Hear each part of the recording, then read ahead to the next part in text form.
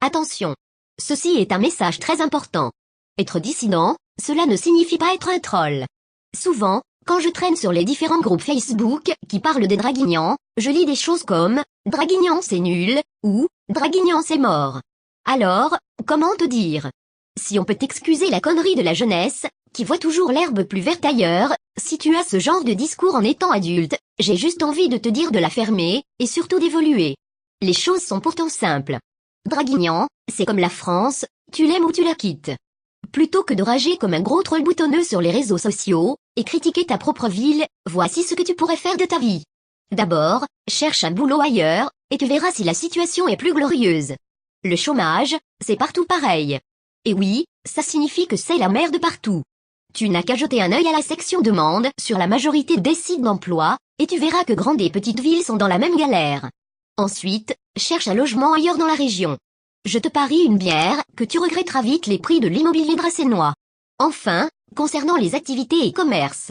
Apprends une chose, Draguignan n'a que 40 000 habitants et c'est une ville pauvre.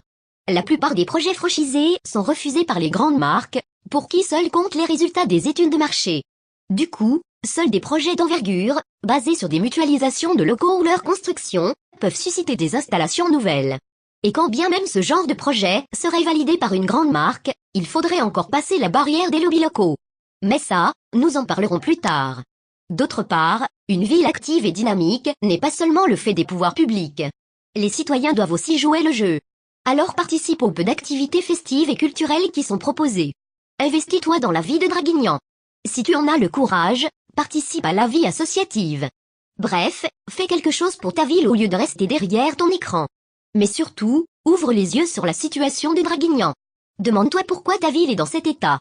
Pourquoi des commerces ferment toutes les semaines?